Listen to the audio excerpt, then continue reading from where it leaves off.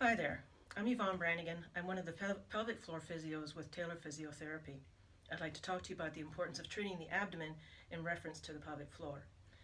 When we experience pain and or anxiety, we often adopt holding patterns.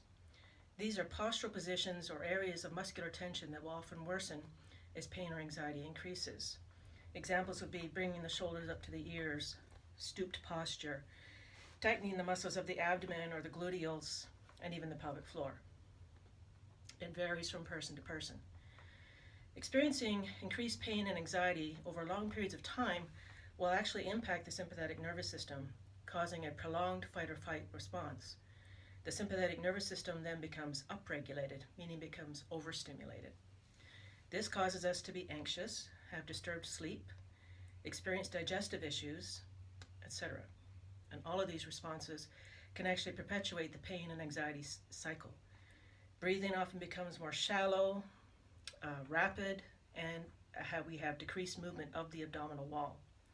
Over time, this breathing pattern shortens and tightens our abdominal muscles, and a rigid abdominal wall then increases pressure in the abdomen, which then increases pressure down towards the pelvic floor, because this causes the pelvic floor to contract in response to the increased pressure.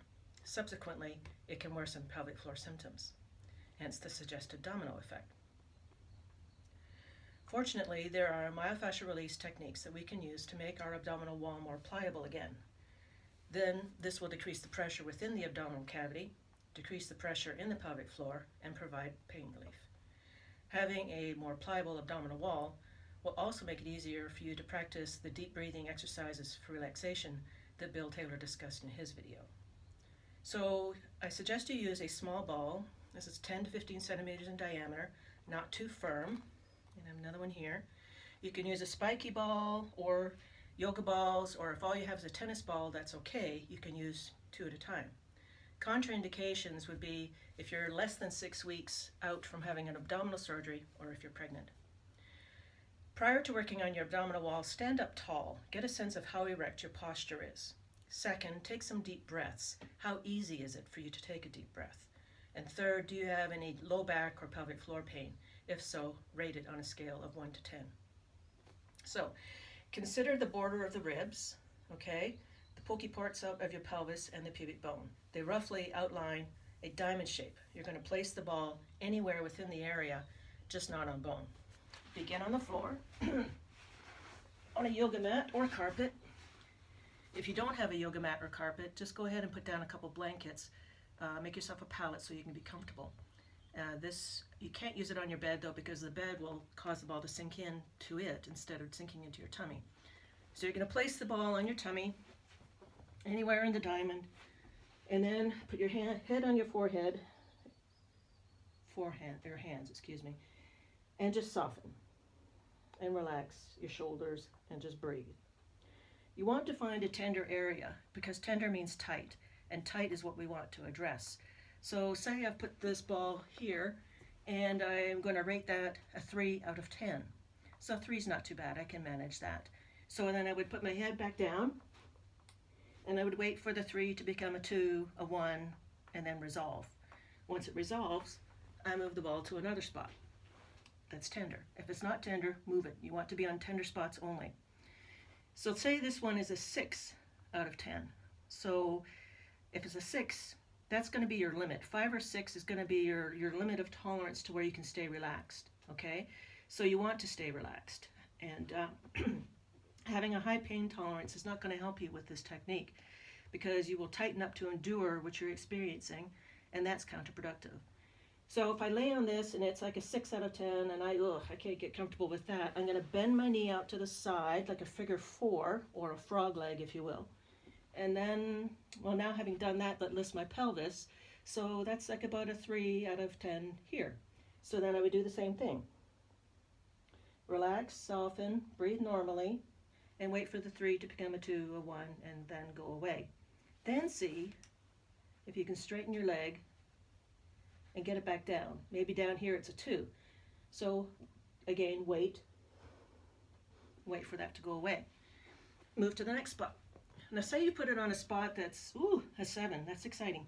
You can't relax here, so you do your bend, Ooh, there doesn't seem to be any way you can get relaxed.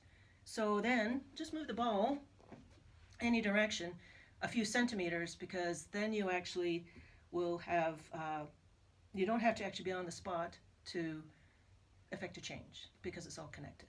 Okay? So then you would just continue to move from spot to spot. You want to, excuse me.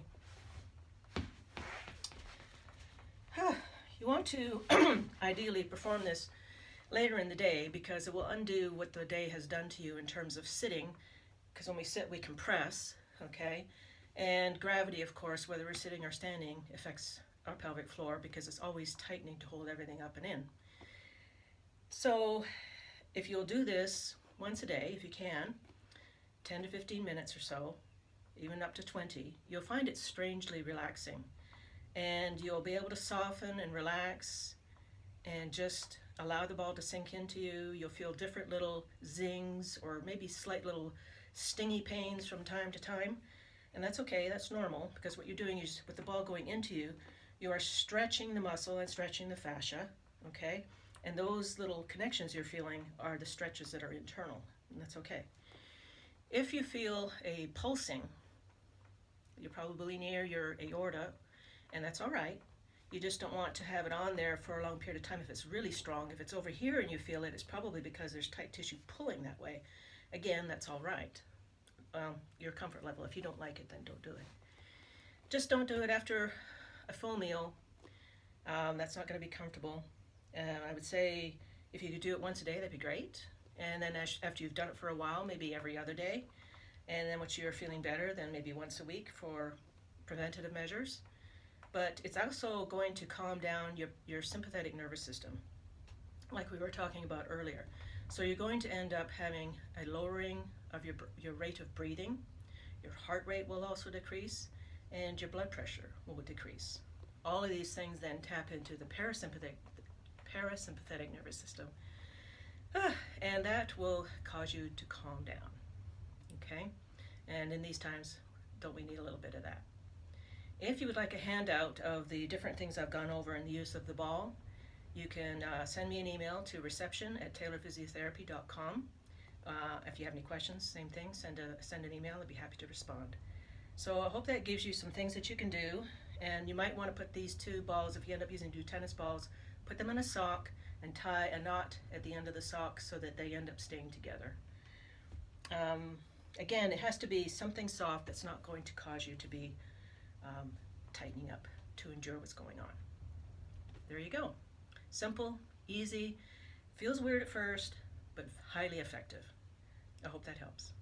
See you later.